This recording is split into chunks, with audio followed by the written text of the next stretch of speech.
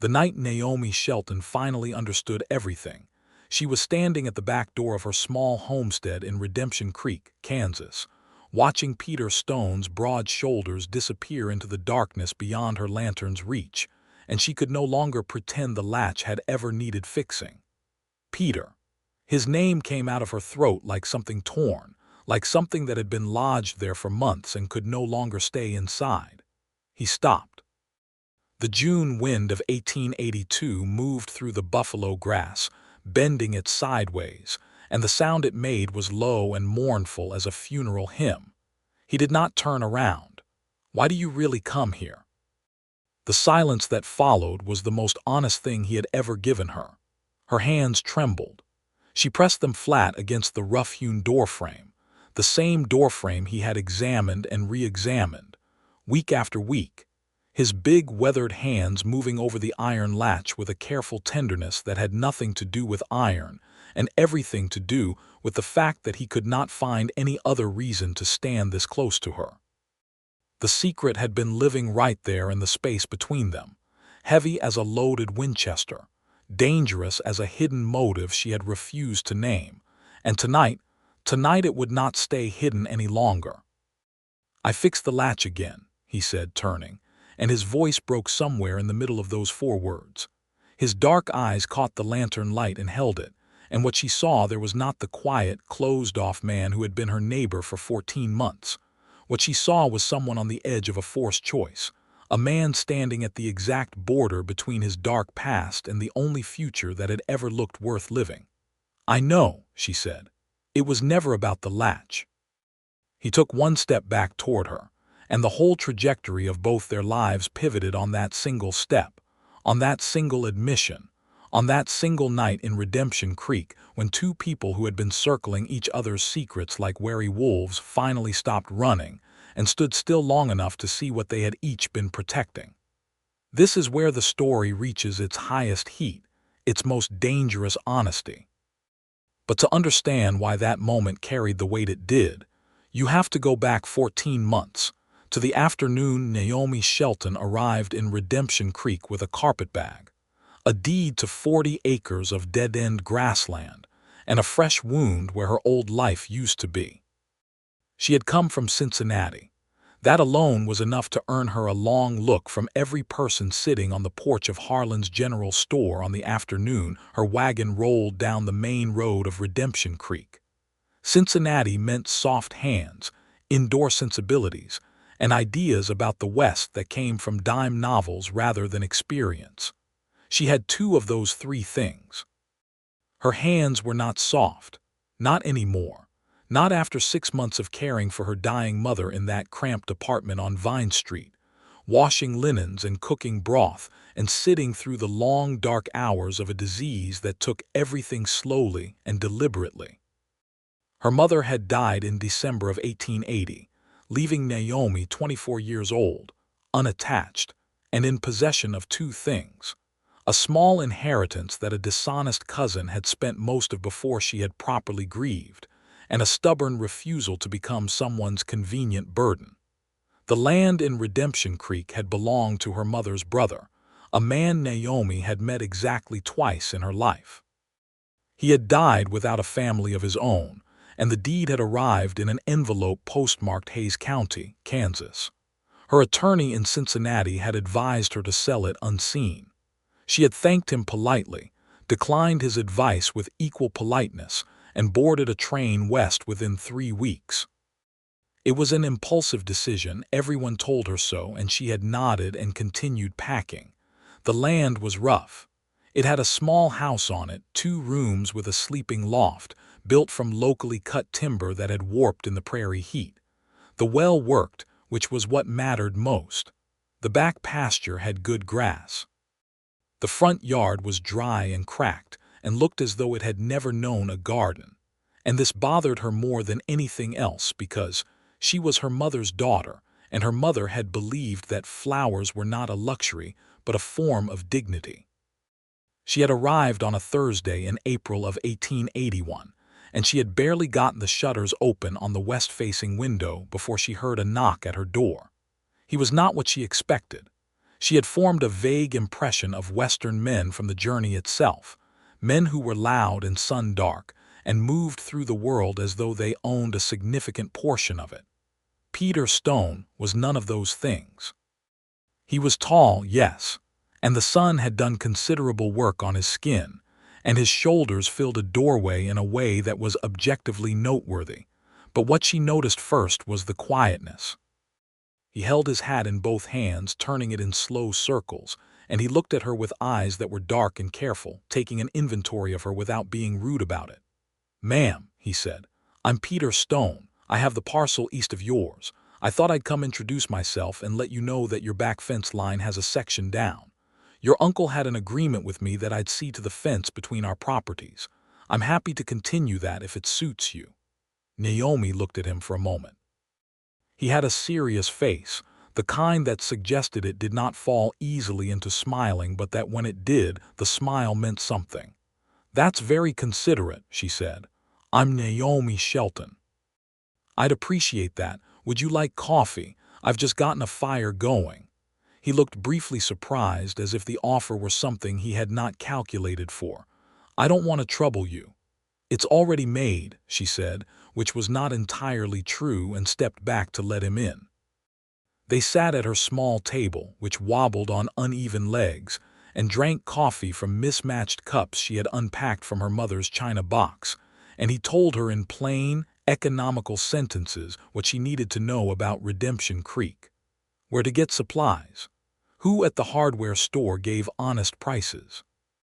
That the spring had a habit of coming in wet, and the creek that gave the town its name had a tendency to rise in March and subside in May. He told her which of her neighbors had cattle that might wander if fences were not sound, and he told her this without any condescension, without any implication that she was unprepared for the life she had chosen. She found that she was grateful for that. She had braced herself for the assumption that a woman alone on 40 acres was either foolish or desperate. He seemed to entertain neither idea. When he stood to leave, he paused at the back door. He examined the door with a slight frown, pressing the latch up and down twice. "This latch is loose," he said. "I can fix it next time I'm through." "It seems to work fine," she said. "It'll give out," he said, with the quiet certainty of a man who has watched enough things give out to recognize the pattern. Better to address it before it does. He came back the following Thursday with a small leather roll of tools and fixed the latch in less than 10 minutes. She made coffee. He sat at her wobbling table and drank it. He stayed for 40 minutes, and they talked about the fence line and the spring planting, and whether it was worth attempting a kitchen garden on the west side of the house, given the wind patterns. He left before noon, putting his hat back on as he crossed her yard with a long, unhurried stride. The following Thursday he was back. The latch, he said, had been giving him some concern. He wanted to look at it again. She stood behind him and watched him examine a latch that, to her observation, was working perfectly well, and she thought that she should say something about that. She said nothing. She made coffee instead. This became the pattern of their Thursdays. By June, she had stopped questioning the latch entirely, because the truth was that she had started waiting for Thursdays with a quiet anticipation she did not fully examine. She was practical by nature. She had survived her mother's death and a dishonest cousin, and a cross-country journey with a carpetbag and a deed, and the knowledge that there was no one left in the world who was specifically assigned to care whether she was all right. She had become good at not needing things.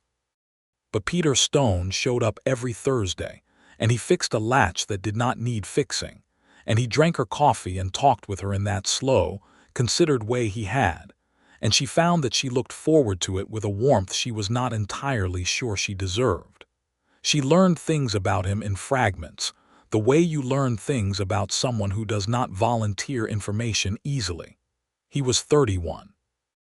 He had come to Kansas from Missouri 8 years ago, which he stated without elaboration, and she understood from the way he did not elaborate that Missouri held something he did not want to bring with him.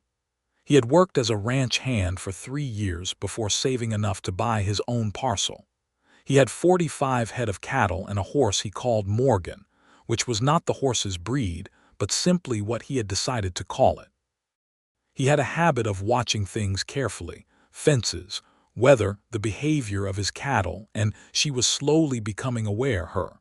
She caught him watching her sometimes when he thought she was not looking, not in a way that made her uncomfortable, in a way that made her heart do something complicated and involuntary. She did not pursue the implications of that. He did not pursue them either. He fixed the latch and drank his coffee and went home to his 45 cattle and his horse named Morgan, and she planted her kitchen garden on the west side of the house and started learning what it meant to be alive on the Kansas prairie in a way that was not borrowed from anyone else's idea of what that should look like. She liked it. She was surprised by how much she liked it. The mornings were violent and beautiful, the sky turning colors she had no names for before the sun crested the flat horizon. The work was hard in ways her body had to adapt to, and there were days when she fell into her narrow bed at 8 in the evening and did not move until dawn. But there was something clean about it, something that felt like the beginning of a self she had not known she was capable of being. The first crack in that growing contentment appeared in August, when a man named Dale Cutter rode onto her property on a horse that was too good for him. She knew the type from a distance before she could see his face clearly. She had met men like Dale Cutter in Cincinnati, men who wore expensive things carelessly and spoke to people as if they were furniture. He pulled up at her front step, looked down at her from the saddle with a particular kind of smile, and told her he was interested in purchasing her 40 acres. "It's not for sale," she said.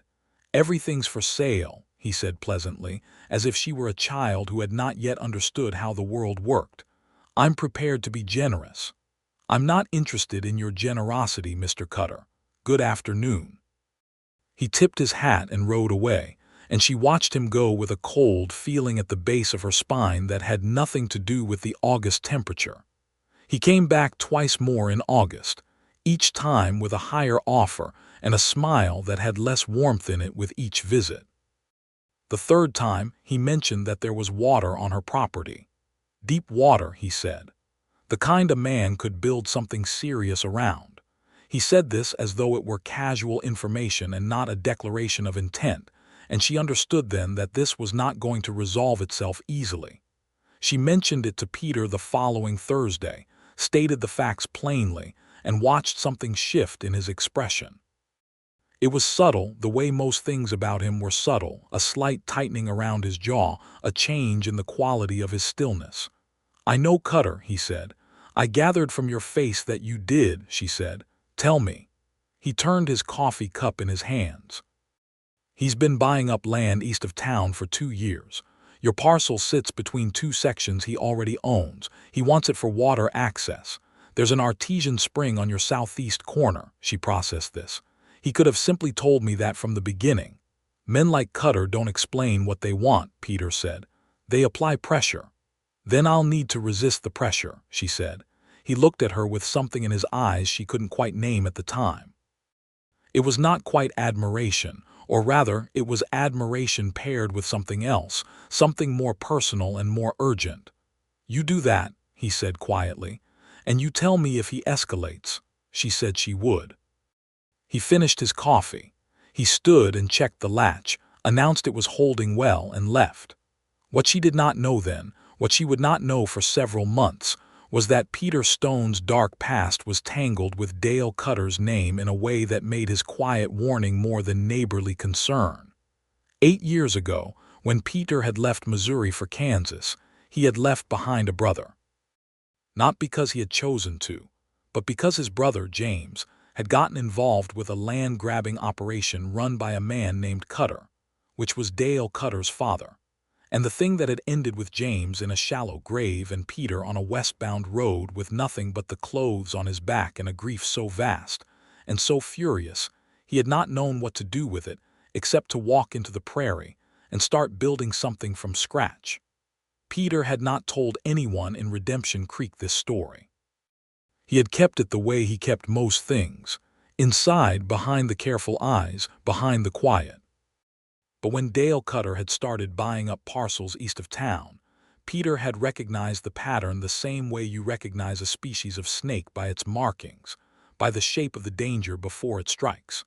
And when Naomi Shelton had moved in next door, a woman alone on 40 acres with water on her land that Cutter wanted, something in Peter's chest had tightened with a protectiveness that was not entirely rational. He had told himself it was simply the neighborly thing. He was good at telling himself things like that. September came in hot and dry. Naomi's kitchen garden had produced more than she had expected, and she had taken to trading tomatoes and dried herbs at Harlan's general store for things she could not grow herself. She had started to feel known in Redemption Creek. Not completely, not the way you feel known in a place where you were born and your grandmother's name meant something, but known enough. People greeted her by name. The woman who ran the millinery, a small, fierce person named Clara Whitfield, had started saving interesting fabrics for her. The pastor's wife, Margaret Holloway, had invited her to join the quilting circle, which met on Tuesday afternoons and was, she quickly discovered, the true information exchange of the town. It was at the quilting circle that she first heard Peter Stone's name spoken by someone other than herself. She had been there 3 weeks when Clara Whitfield, threading a needle with the precision of someone who had never in her life dropped a stitch, mentioned Peter Stone in the same breath as the word lonely.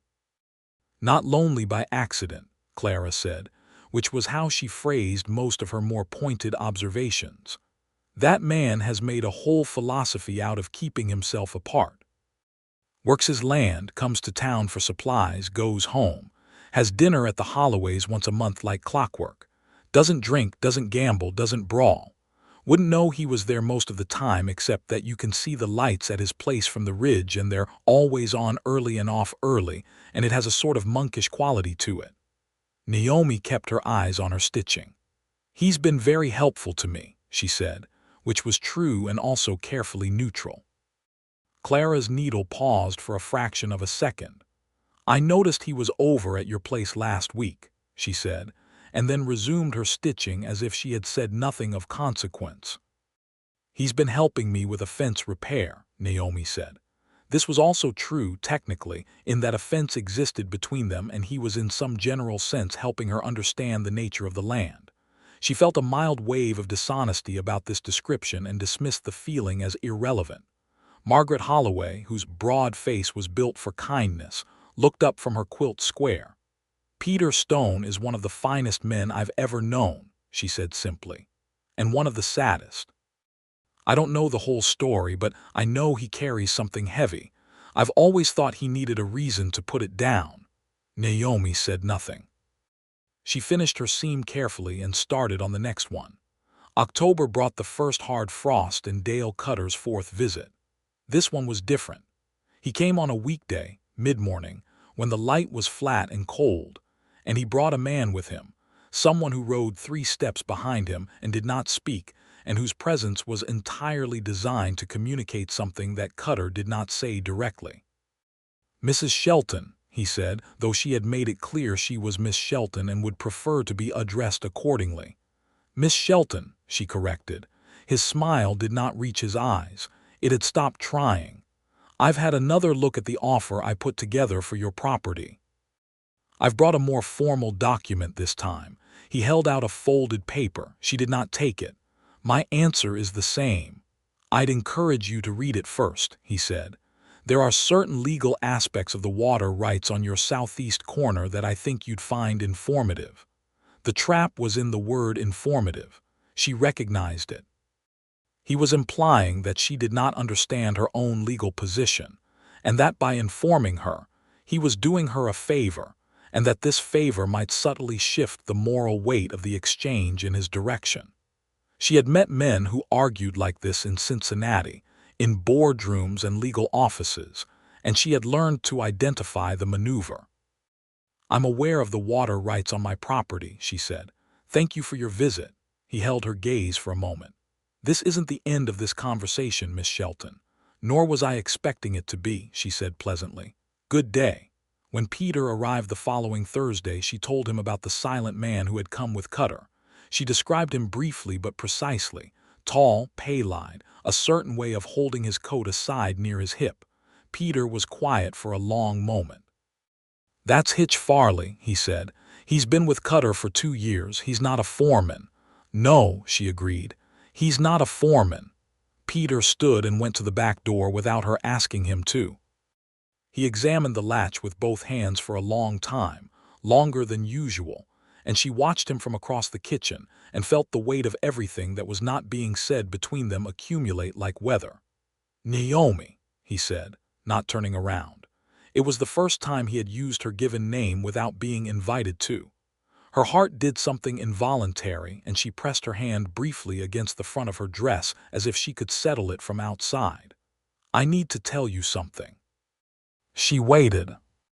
He turned and leaned against the doorframe with his arms crossed over his chest, and he looked at her with those careful dark eyes, and then he looked away at the floor, at the table, at the window, and then back to her, and she understood that whatever he was about to say had been living inside him for a long time and was not going to come out easily. "Cutter's father was responsible for my brother's death," he said. 8 years ago, in Missouri. There was a land operation, a fraud, the kind where papers get drawn up that don't say what people are told they say, and men who push back end up with accidents. My brother pushed back. He stopped. I came here to start over. I didn't come here looking for Cutter's son. I didn't know he'd turn up." He paused again. "But he has, and he's the same kind of man his father was, and you are sitting on 40 acres he wants, and I am not going to stand aside and watch history repeat itself." The kitchen was very quiet. The wind moved outside the window. Naomi looked at Peter Stone and felt the hidden motive behind 14 months of Thursday visits resolve itself into something clear and clean and devastating in its simplicity. He had been coming here because he could not bear to leave her unprotected. He had been coming here because whatever he felt for her was so tangled up with his grief and his guilt and his sense of responsibility that he could not separate one thread from another, and the latch, the poor innocent latch, had been the only language he had found to say it in. "I'm sorry about your brother," she said. Her voice was steady. She was proud of it for being steady. "Don't be sorry for me," he said, and it came out rougher than he probably intended. "Just let me help you. Let me be honest about that at least. Because I've been coming here every Thursday telling myself it was about the latch, and it has never been about the latch, and I think you know that, and I think it's past time I stopped pretending otherwise." There it was.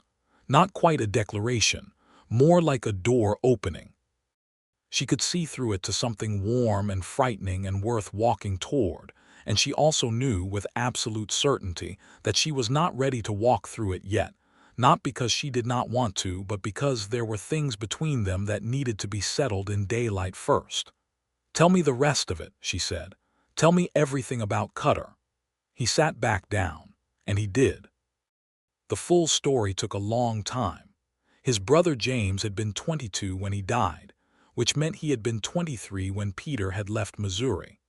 Old Cutter had been running a scheme where he bought up water rights under false pretenses, got men to sign documents they thought were leases and were actually transfers, and when anyone fought back, Farley's predecessor had made the problem disappear.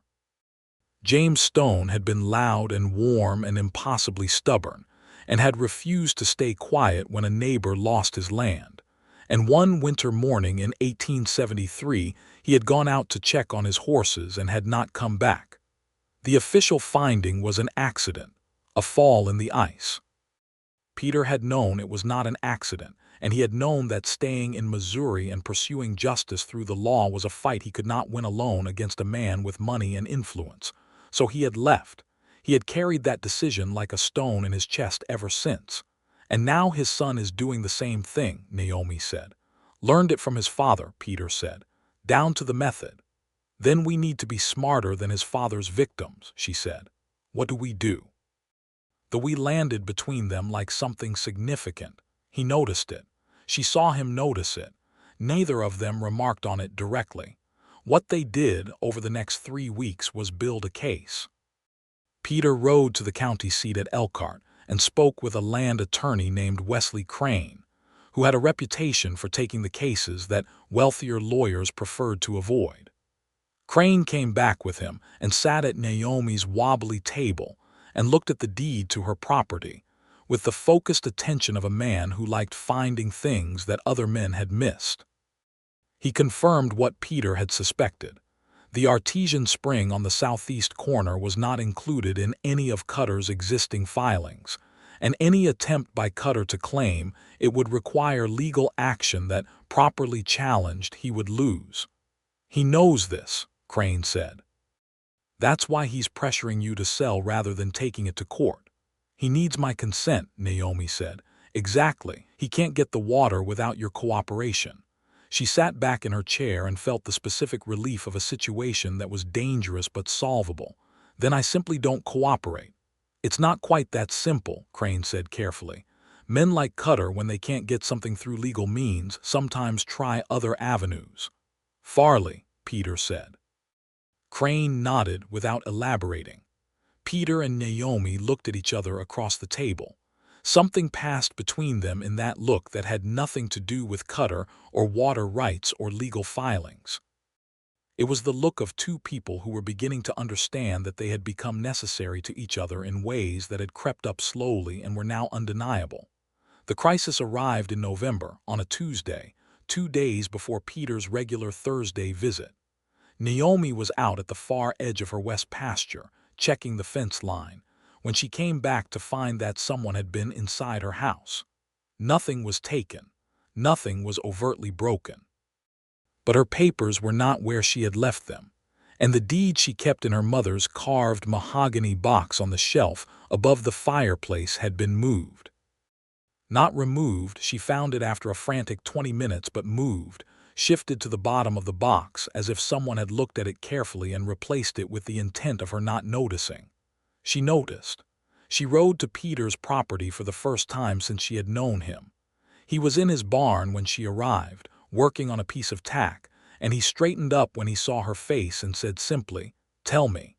She told him. He listened with that particular stillness of his, and then he said, "They want you to know someone was there. They want you afraid." "I'm aware of that," she said, "and I am aware that my being afraid is exactly what they require. Are you afraid?" She thought about it honestly. "Yes," she said, "but I'm also angry, and anger is more useful." He looked at her for a moment with an expression she could not name, except that it made her feel seen in a way she was not entirely accustomed to, and found she very much did not want to lose. "Come inside," he said. "We need to get Crane back here." His house was simpler than hers, 2 rooms that he had built himself with the same careful competence he applied to everything. There was a fireplace with a good draw and a table that did not wobble, and a bookshelf with a surprising number of volumes for a man who had presented himself as a farmer. She noticed Dickens and a worn copy of Thoreau and 2 legal texts that had not come from casual interest. "You've been educating yourself about land law," she said. "For about 8 years, he said quietly. "Of course." The forbidden information he had needed and not had when his brother needed it. He had been learning it ever since, against the day it might matter, against the day he might be able to stop something that he had not been able to stop in Missouri. And that day had arrived in the form of 40 acres and an artesian spring, and a woman from Cincinnati who had refused to be afraid. He sent a rider to Elkhart that afternoon. Crane arrived the following morning with a deputy he knew from the county sheriff's office. They made a formal report of the trespass. It was not, Crane was honest with her, going to solve the problem on its own. Cutter had not technically stolen anything, but it created a paper record, and paper records had a way of mattering later. That evening, after Crane and the deputy had gone, Naomi sat in Peter's kitchen, and they ate a simple meal he cooked without making a production of it. A beef stew that was honest and good, and they talked about James Stone for a long time. She asked him the questions she had been holding since he first told her the story, not to fill a silence but because she genuinely wanted to know. What James had been like, what his laugh had sounded like, whether he had been better or worse at fixing things than Peter. Peter answered all of them. He answered them in the particular way of a man who has kept a story locked up for too long and finds, when given the right listener, that speaking it aloud is not the loss he had feared, but something closer to relief. She told him about her mother, about the last 6 months in Cincinnati, the days that were hard and the days that were harder, and the strange, terrible thing of loving someone whose capacity to receive love was diminishing week by week, about the cousin who had seen grief as an opportunity, about standing in the empty apartment after the funeral with $200 and a deed to 40 Kansas acres, and understanding that the life she had built in Cincinnati was not hers in any way that mattered, that she had been living in the outline of a life rather than the life itself. "And you came here," Peter said. "And I came here," she agreed. "And the latch was loose." He went very still. Then the corner of his mouth moved. It was the closest thing to a smile she had seen from him, careful and involuntary, and it transformed his face in a way that was almost unbearable. "The latch," he said.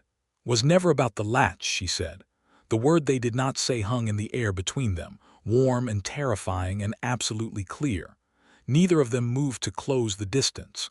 They were not ready, not yet, not with Cutter still a dark weight on the horizon, not with all of it still unresolved. But something had been named that could not be unnamed, and they both knew it, and they sat on either side of his steady table with that knowledge between them like a lantern they had both just discovered they were holding. December brought snow and Cutter's most aggressive move. He filed a claim with the county recorder asserting that the artesian spring on Naomi's southeast corner was legally accessible to his adjacent property under an easement agreement that, he claimed, had been verbally arranged with her late uncle.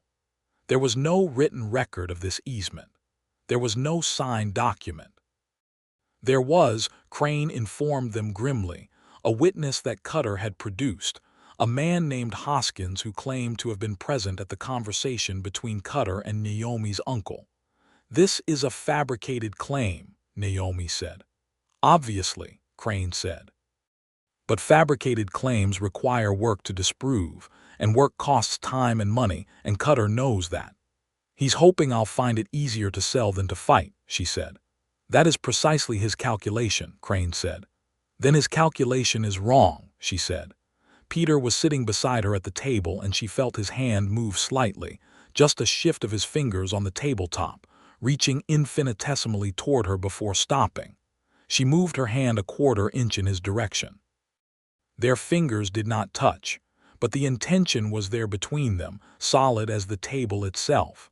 The fight took 3 months.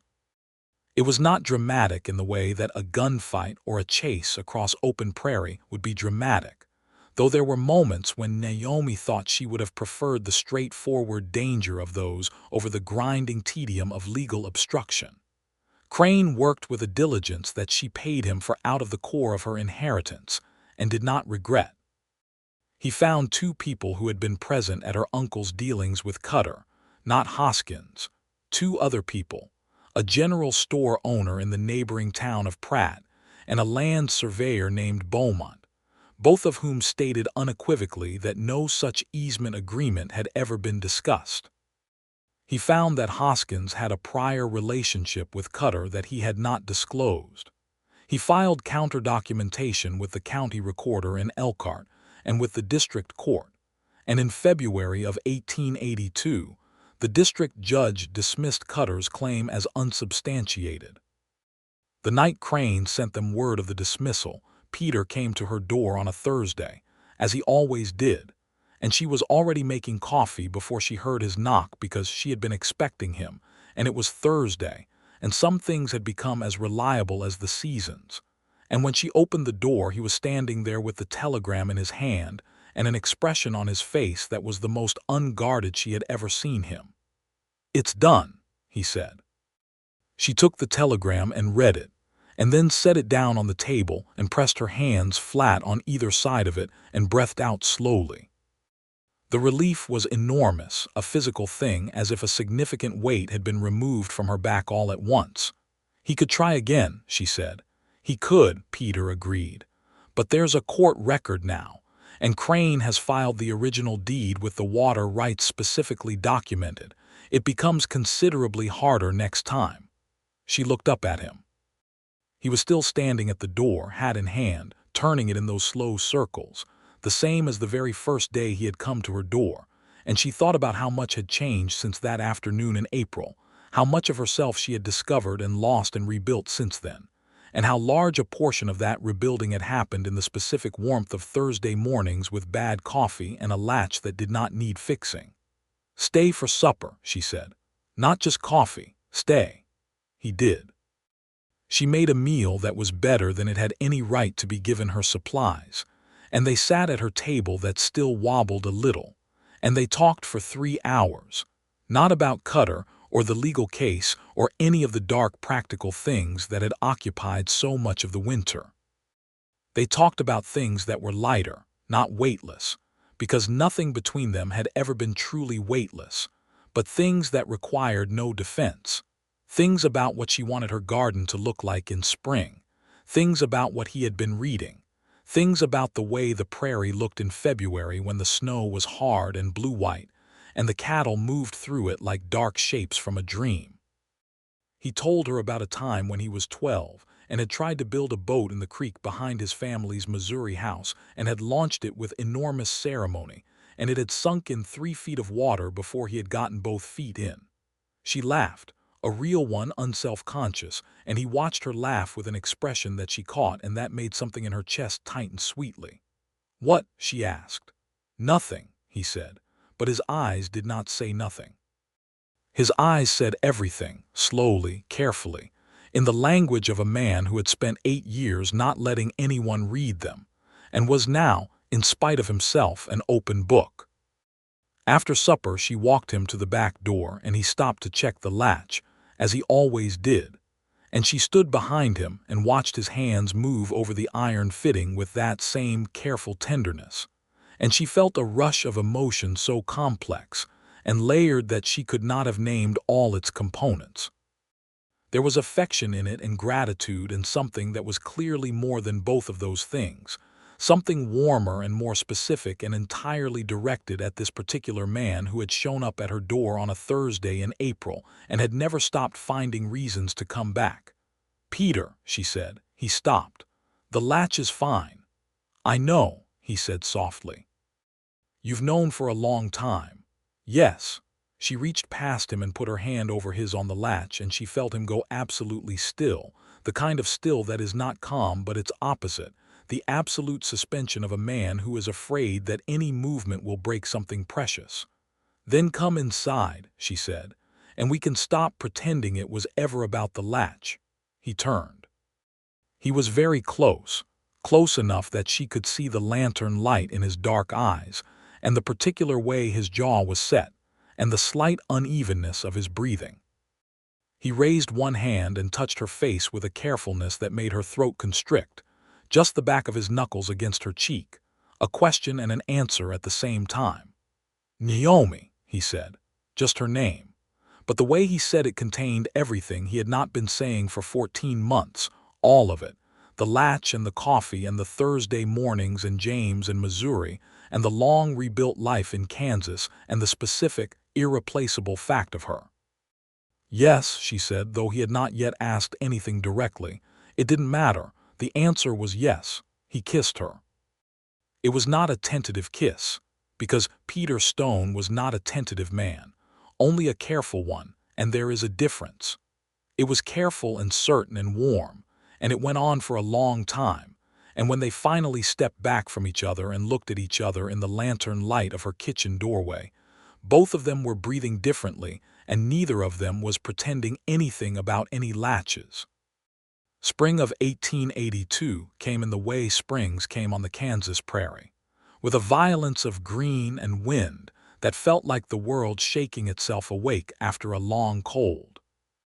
Naomi's garden went in deeper than the year before, expanded along the south wall of the house with a structure Peter helped her build, a low wooden framework to keep the rabbits out and give the taller plants something to lean against. They worked in the garden on Saturday mornings, which became their time the same way Thursdays had been, except that the fiction had been retired, and what it meant for him to be there was no longer discussed in the language of practical assistance. He was courting her, which she found she did not mind at all being courted by. He was not a showy man. He did not bring extravagant gifts or speak in the elevated language of the romance novels she had read as a younger woman. He brought her things that were useful and that he had thought about. A good sharp pair of garden shears from a toolmaker in Elkhart. A book he had found at the general store in Pratt that she had mentioned wanting. The information, delivered with characteristic calm, that he had identified 3 species of wildflower native to the region that, if established, would bring enough pollinators to her garden to improve her yield by a significant margin.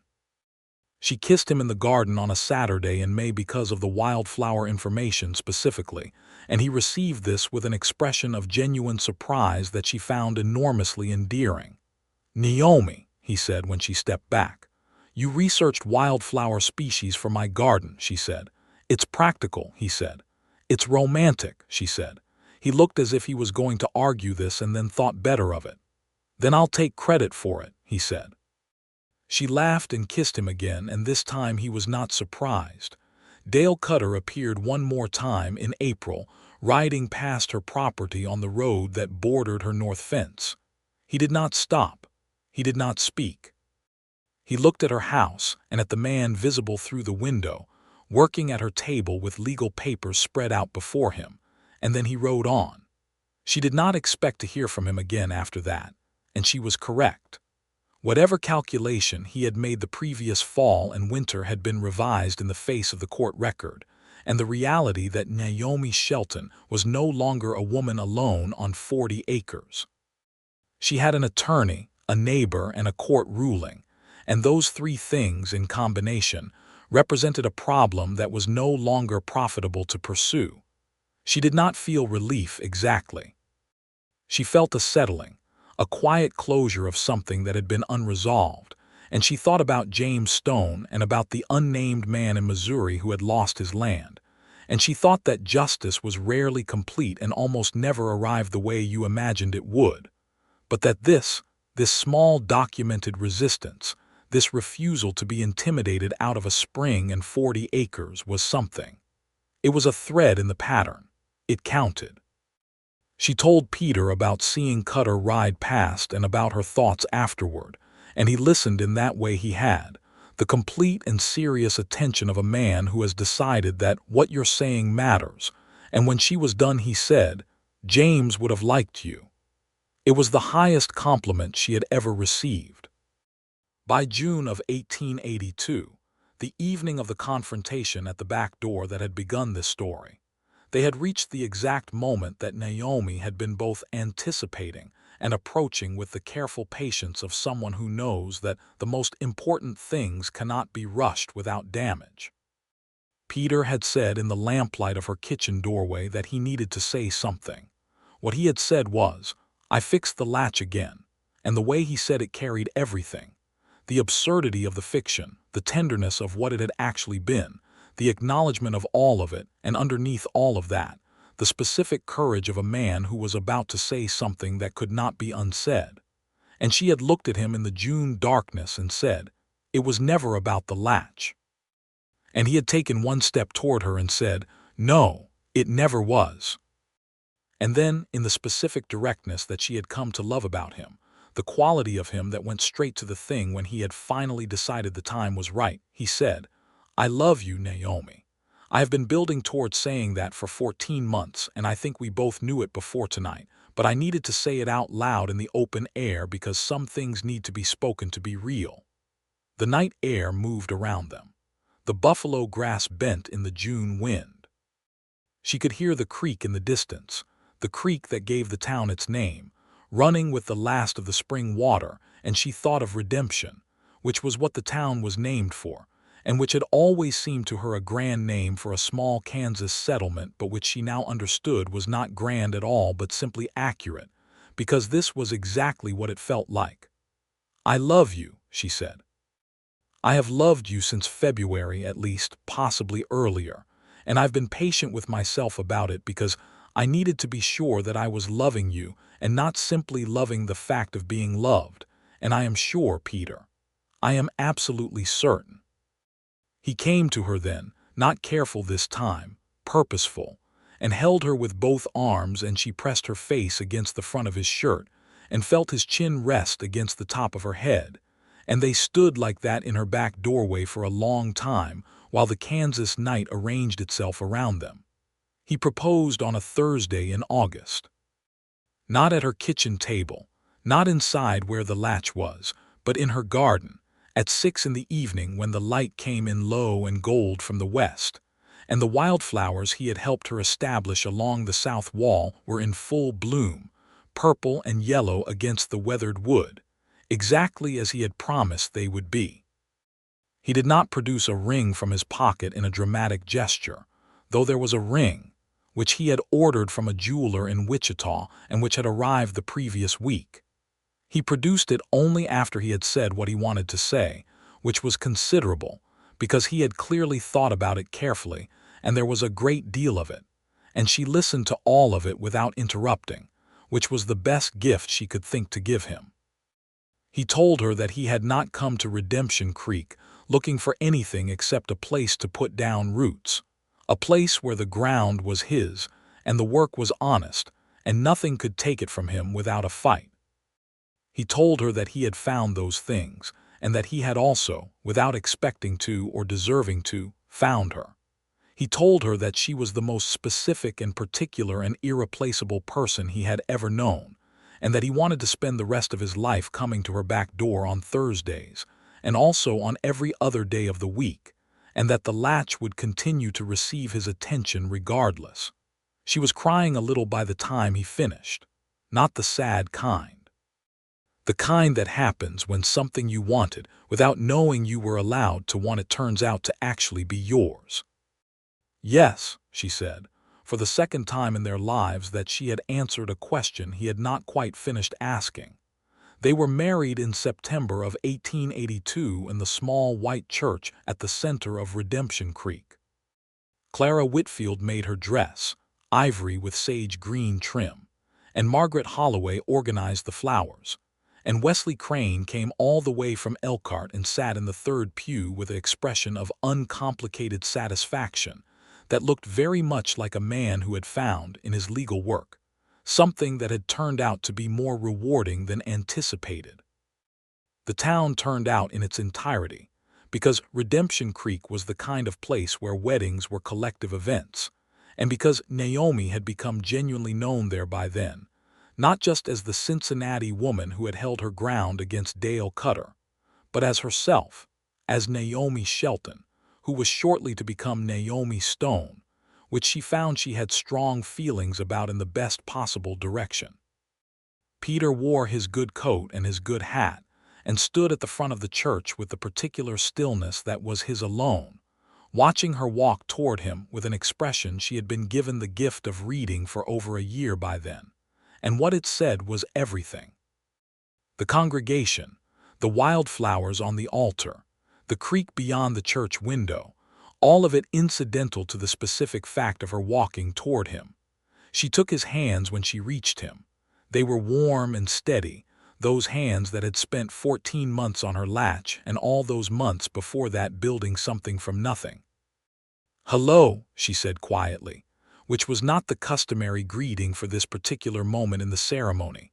But Peter Stone was not a man who required the customary, and he looked at her with something that was almost his smile, the real one, the involuntary one, and said very quietly, "Hello, Naomi."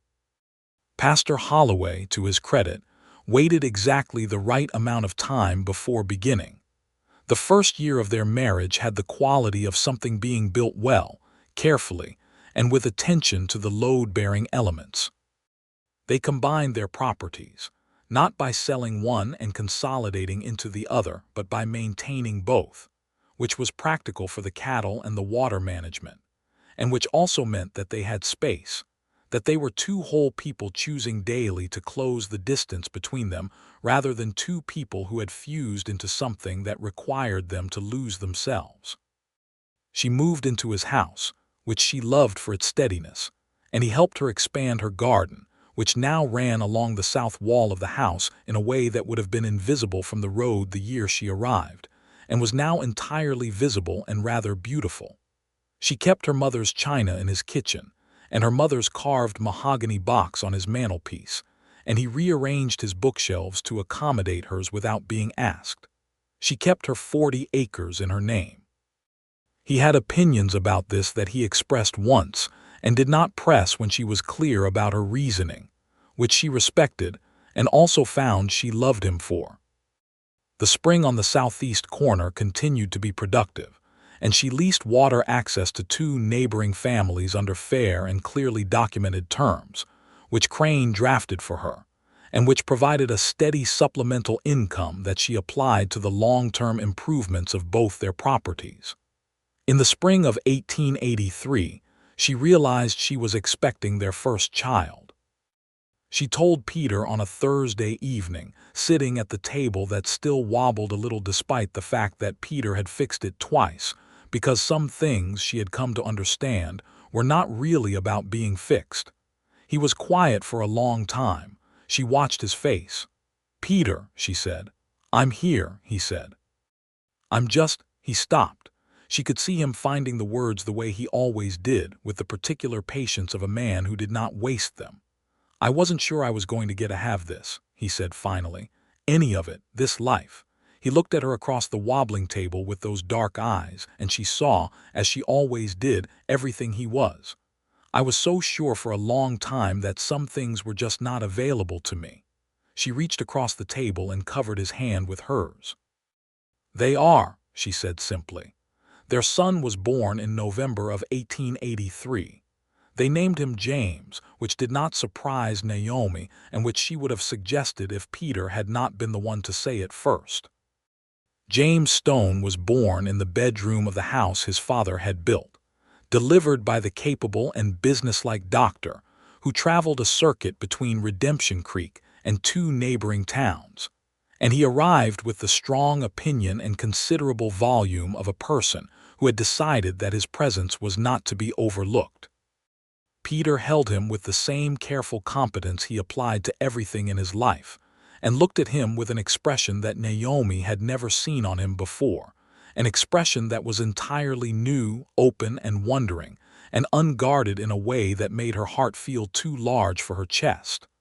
"Hello, James," Peter said to his son, very quietly, the same way he had said hello to her at the altar.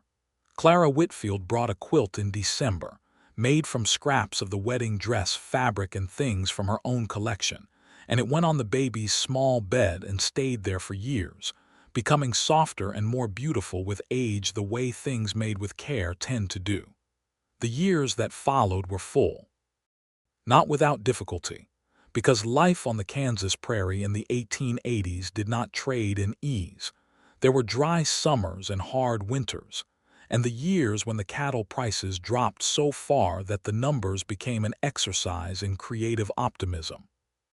There was a summer when James was 3 that a fever went through Redemption Creek, and for 2 weeks Naomi did not sleep properly, and Peter sat beside the bed in their son's room every night, because neither of them could bring themselves to be in a different room than him. And James recovered, came back to himself gradually and completely, and the relief was so enormous it reorganized everything for a while. Peter had taught her to ride properly in the 2nd year of their marriage, not the cautious side-saddle instruction she had received briefly in Cincinnati, but actually ride, out across the prairie with the wind coming flat from the west and the grass bending around them, and she had discovered that she was, when given the right instruction, a natural horsewoman, which she found pleased her enormously. They rode together in the early mornings when the weather allowed, sometimes for an hour, sometimes more, talking and not talking in the easy alternation of 2 people who have learned each other's silences as well as their speech. She kept writing letters to Wesley Crane, and occasionally assisting neighbors who found themselves on the difficult side of a land dispute. Not as an attorney, she had no such qualification, but as someone who understood the process and the documentation, and who was not afraid of men who applied pressure. Crane had begun referring to her, in his letters, as his informal associate, and she had begun, quietly, to think about what formal education in law might look like for a woman in Kansas in the 1880s, which was a complicated thought and a long one, but she had time. In 1885, she was pregnant again. Their second child arrived in the heat of a July evening and was a girl, which Naomi had felt fairly certain about from early on, and they named her Clara after the fierce small woman who had been the first person in Redemption Creek to tell Naomi something true about the man who would become her husband. Clara Whitfield attended the naming and pretended not to be moved by it and failed completely, and Peter had pressed her hand and said, "You're very important to this family." And Clara Whitfield had cleared her throat and said something that was meant to be dismissive and was in fact exactly the opposite.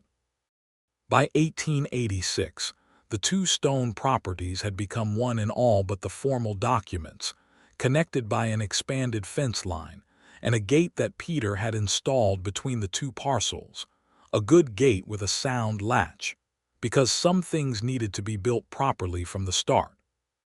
Naomi stood at that gate one evening in October of 1886, watching the prairie light die over the flat horizon in its extraordinary nightly extravagance of color, with James running through the grass ahead of her and Clara on her hip, and she heard Peter coming up behind her, his footsteps even and familiar on the dry ground, and she felt him come to stand beside her, and he put his arm around her and she leaned into him, and they watched the sun go down together over the Kansas prairie.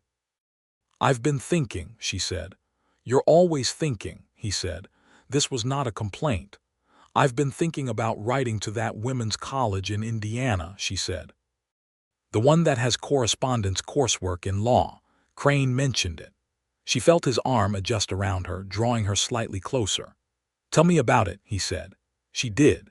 She told him about the correspondence program, the requirements, the cost, what it might mean in practical terms over the next several years, what she thought she could do with it in terms of the work she was already doing with Crane, with the land dispute assistance, with the slow building of something useful. She told him all of it, and he listened in that complete and serious way of his, and when she was done he said, "You should write the letter." "It's a significant undertaking with 2 children," she said. "You've undertaken harder things," he said. She thought about Cincinnati and the train west and the first night alone in a house with a warped roof and a wobbly table and a loose latch and 40 acres of her own that she did not know what to do with yet. She thought about Dale Cutter and the winter of the court fight and the February night when the dismissal came through.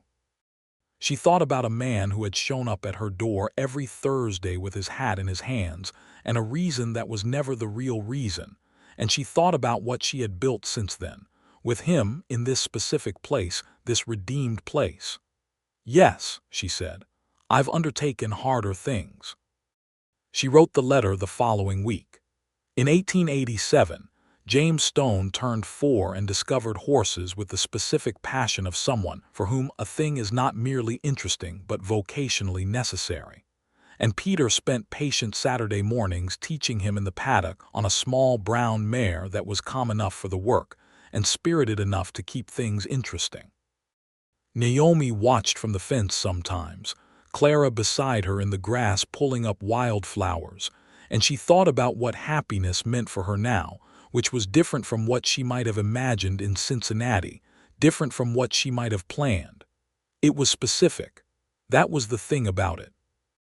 It was not the general happiness of a life that was broadly acceptable, but the specific happiness of this particular life, this wobbling table and this prairie and this man with his careful eyes and his unwasted words, this son who loved horses with his whole body and this daughter who had, at 2, developed an exact imitation of Clara Whitfield's particular expression of benevolent skepticism that was so accurate it was somewhat alarming.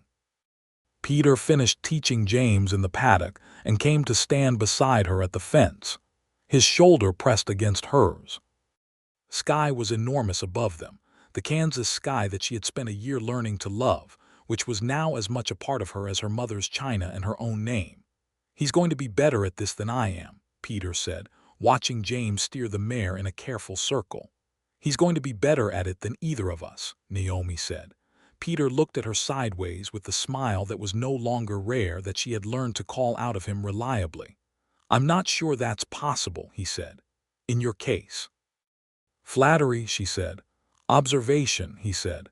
She kissed him on the cheek, which made James yell from the paddock, "Papa, Mama," with the emphatic disapproval of a 4-year-old who had opinions about parental public affection, and Clara laughed from the grass, and Peter's smile went fully open, the unguarded one, the one she had spent 14 months of Thursdays working toward, and she thought, standing at the fence of the property that had been and was and would continue to be hers, that this was what redemption actually looked like. Not a dramatic resolution, not a single transformative moment, but this, the daily accumulation of chosen things, the Saturday mornings and the correspondence coursework and the wildflowers along the south wall and a man who had fixed the same latch, week after week, because he could not find any other language for what he meant. She had found the language for him eventually, and he for her, and the latch had required no further attention from either of them, because some things once named properly do not need to be fixed again. In 1888, Naomi Shelton, received the first certification from the Indiana Correspondence Program, a foundational qualification in land and property law that Wesley Crane immediately put to formal use, listing her as an associate in the 2 cases he had ongoing that year in Hayes County. The distinction was meaningful.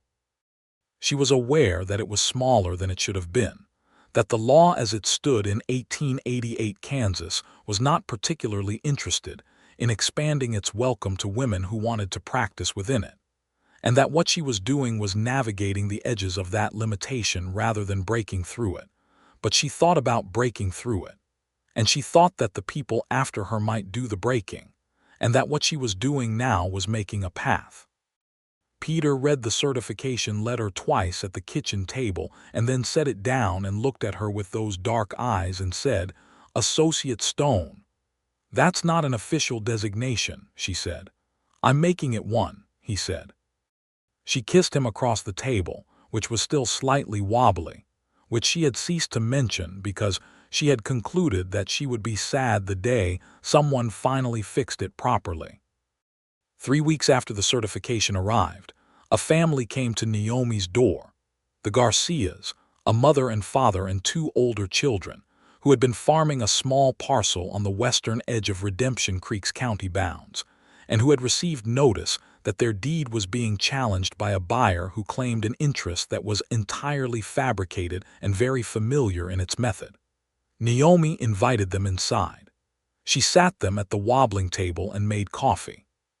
She listened to everything they said with the complete and serious attention of someone who has learned that listening is the first form of help.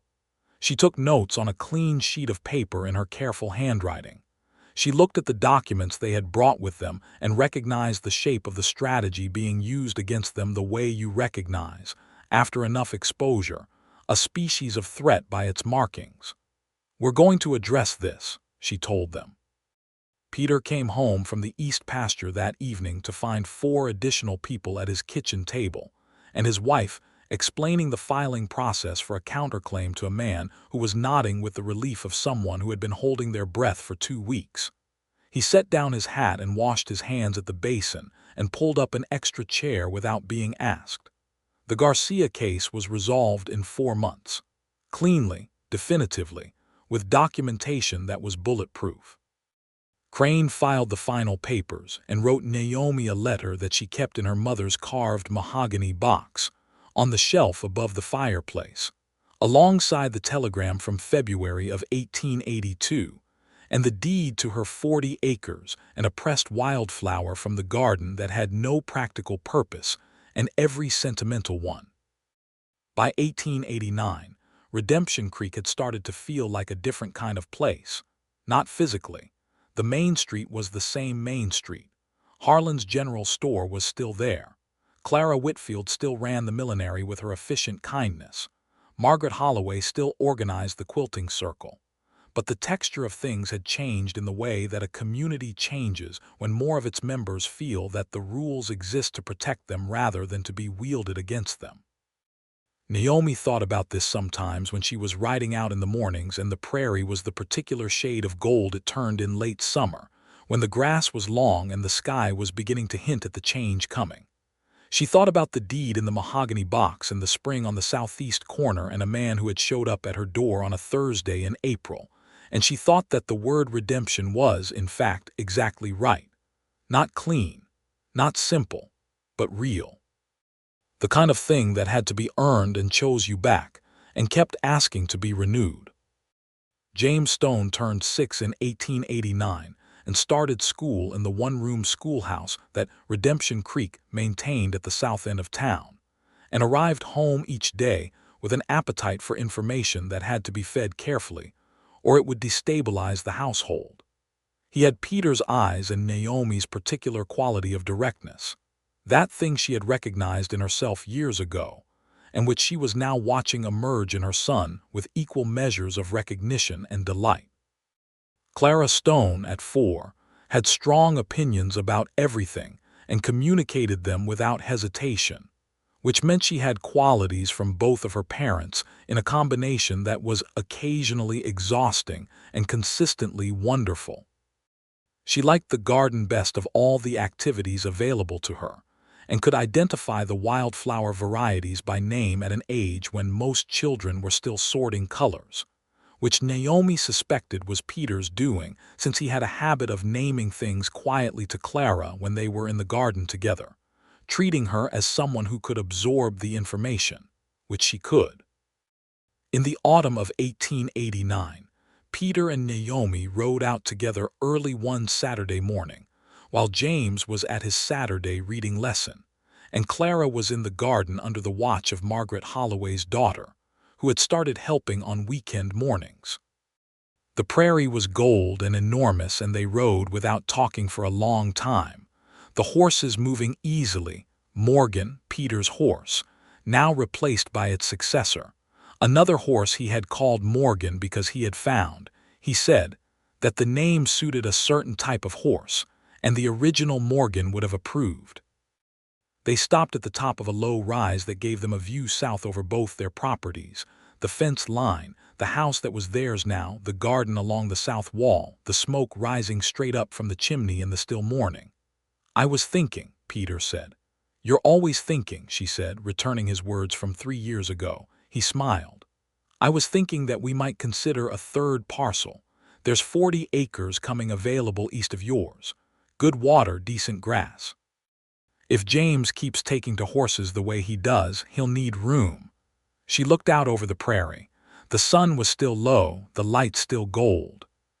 "How old is he going to be when you start building things for him?" she said.